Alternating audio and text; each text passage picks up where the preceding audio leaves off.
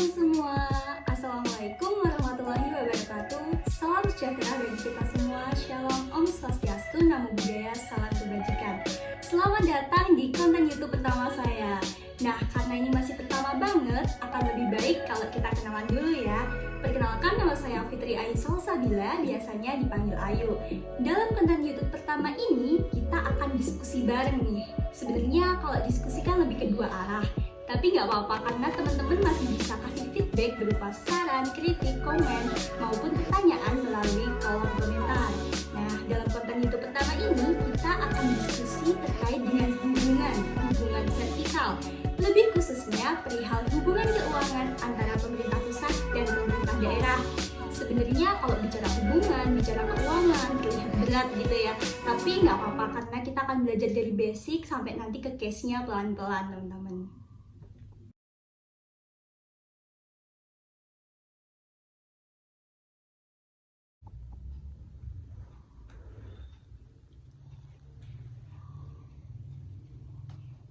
Nah, teman-teman, kalau kita bicara tentang negara Indonesia sendiri, negara Indonesia itu merupakan negara kesatuan yang didesentralisasikan, sehingga pemegang kekuasaan tertinggi atas segenap urusan negara itu dipegang oleh pemerintah pusat tanpa ada gangguan delegasi atau pelimpahan kekuasaan kepada pemerintah daerah.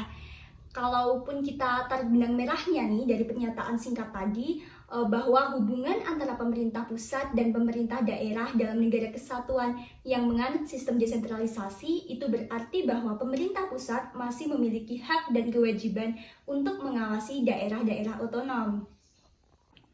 Berdasarkan Undang-Undang Nomor 32 Tahun 2004 tentang Pemerintahan Daerah, pemerintah menggunakan 3 asas dalam penyelenggaraan pemerintahannya. Nah, untuk yang pertama, saya akan mengenalkan pada asas tugas pembantuan. Jadi, tugas pembantuan di sini artinya adalah tugas pemerintah daerah untuk mengurusi urusan pemerintah pusat atau pemerintah yang lebih tinggi dan bertanggung jawab untuk melaporkan serta bertanggung jawab kepada yang memberi tugas. Dalam tugas pembantuan, pemerintah pusat berwenang dan wajib untuk memberikan perencanaan secara umum, kemudian memberikan petunjuk dan biaya. Sedangkan untuk perencanaan lebih detail dan untuk pengawasan dilakukan oleh pemerintah pusat yang ada di daerah, teman-teman. Nah, oke teman-teman, sekarang kita masuk ke bentuk kelembagaan vertikal antara pemerintah pusat dan pemerintah daerah dalam 2 asas yang lain. Nah, di sini untuk mempermudah saya akan mengibaratkan ada 2 box di sini, yaitu fungsi pemerintahan secara desentralisasi dan fungsi penyelenggaraan secara dekonsentrasi. Oke, kita bedah dulu nih yang fungsi penyelenggaraan pemerintahan secara desentralisasi. Desentralisasi sendiri merupakan penyerahan wewenang dari pemerintah pusat kepada pemerintah daerah untuk mengatur dan mengurus sendiri urusan pemerintahannya. Nah, kalau dalam box tadi kita ibaratkan di sini ada hierarki, ada struktur, maka bagian paling atas tentu ada presiden. Di bawahnya ada elemen-elemen lain yang saling terhubung. Kalau kita buat suatu ilustrasi, hubungan antara presiden dan pemerintah daerah provinsi atau dalam hal ini gubernur itu akan ada 2 garis teman-teman yang menghubungkan, yaitu garis langsung dan garis koordinasi. Kenapa ada 2? Karena di sini gubernur berperan sebagai kepala daerah sekaligus wakil pemerintah pusat yang ada di daerah. Jadi akan ada 2 garis tadi. Berbeda halnya kalau kita bandingkan dengan hubungan antara presiden dan bupati, di mana kalau hubungan antara presiden dan bupati hanya akan ada 1 garis, yaitu garis koordinasi. Nah, kenapa demikian? Karena dalam hal ini hubungan koordinasi tadi melambangkan bahwa bupati berperan sebagai kepala daerah di daerah otonom, daerah yang mengatur dan mengurus sendiri urusan pemerintahannya, teman-teman. Dalam suatu hierarki desentralisasi tadi, bagian paling bawah akan ada kepala desa yang nanti juga berhubungan dengan parlemen di tingkat desa atau BPD.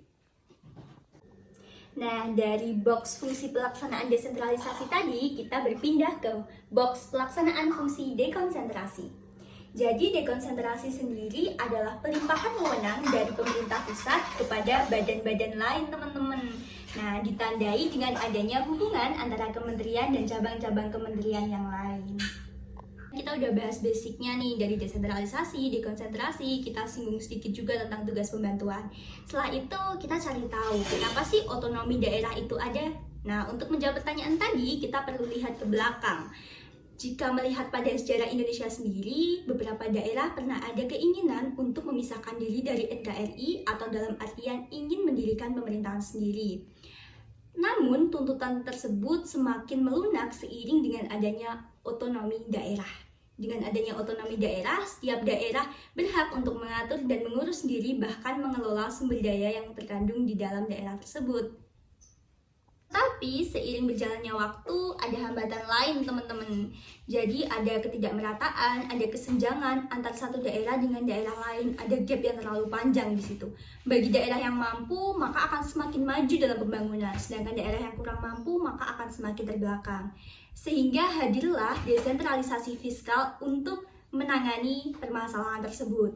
Nah, desentralisasi fiskal sendiri adalah suatu kewenangan mengalokasikan anggaran belanja sesuai dengan kewenangan atau diskresi seutuhnya dari masing-masing daerah. Nah, teman-teman, kalau kita berbicara tentang hubungan keuangan antara pemerintah pusat dan pemerintah daerah sendiri, dimaknai sebagai perimbangan keuangan yang diatur dalam Undang-Undang Nomor 33 Tahun 2004 tentang perimbangan keuangan antara pemerintah pusat dan pemerintahan daerah. Kemudian, desentralisasi dalam pengelolaan sistem otonomi daerah ini menjadi salah satu aspek pentingnya, teman-teman. Dengan adanya desentralisasi, maka setiap daerah berhak untuk menyusun dan mengatur APBD-nya masing-masing. Namun, bukan berarti dengan adanya otonomi daerah, setiap daerah bisa leluasa atas kewenangannya, teman-teman. Karena dalam hal ini, pemerintah pusat tetap bertugas dan wajib untuk mengawasi, untuk mengontrol, bahkan memberikan masukan kepada tiap-tiap daerah. Bahkan dengan adanya Undang-Undang Nomor 2 Tahun 2020 yang selanjutnya diatur dalam Peraturan Menteri Dalam Negeri, ini telah memberikan ketentuan lain terkait dengan prioritas penggunaan alokasi anggaran, mengingat pentingnya penanganan cepat dari pandemi COVID-19.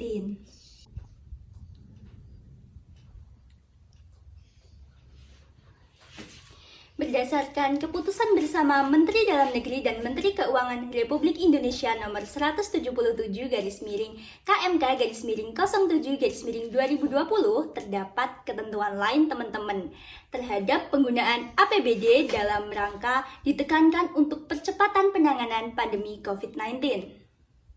Berbagai peraturan pemerintahan pun muncul, teman-teman, dengan harapan agar pemerintah daerah tidak berjalan sendiri-sendiri, sehingga tetap ada nih keselarasan antara pemerintah pusat dan pemerintah daerah, dan juga keharmonisan antara daerah satu dan daerah lain dalam pengalokasian APBD untuk penanganan COVID-19. Daerah harus melakukan penyesuaian terhadap belanja daerah, seperti penyediaan APD bagi tenaga medis, kemudian penyediaan peralatan pelayanan pasien, dan sebagainya. Dalam peraturan tersebut juga dijelaskan nih terkait realokasi penggunaan anggaran daerah kepada kelompok masyarakat yang dialihkan menjadi anggaran bantuan sosial kepada masyarakat kurang mampu yang terdampak akibat pandemi. Baik teman-teman semua, tadi kita udah bicara panjang lebar nih. Nah, sekarang kalaupun kita tarik benang merahnya, dapat diambil kesimpulan bahwa salah satu hubungan perwujudan otonomi daerah untuk melaksanakan desentralisasi adalah dengan adanya hubungan keuangan antara pemerintah pusat dan pemerintah daerah, di mana pemerintah pusat tetap memonitoring dan memberi masukan terkait penyelenggaraan desentralisasi fiskal dan otonomi daerah.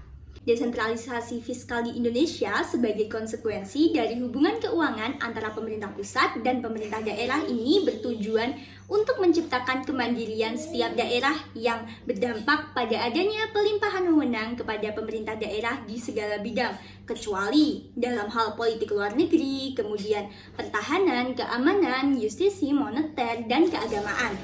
Namun, kemandirian daerah otonom, khususnya dalam pengalokasian anggaran, tetap diawasi oleh pemerintah pusat. Jadi, pemerintah pusat dan pemerintah daerah tetap harus berjalan beriringan agar tercipta pemerintahan yang harmonis. Baik teman-teman, kita udah belajar banyak hari ini. Nah, saya berharap ada input dari teman-teman semua, baik kritik, saran, komentar, maupun pertanyaan yang bisa dituliskan di kolom komentar. Input tadi bisa membuat saya menghasilkan output yang lebih baik lagi untuk kedepannya. Sekian dari saya, ada kurangnya mohon maaf. Wassalamualaikum warahmatullahi wabarakatuh. Sampai jumpa di konten-konten berikutnya.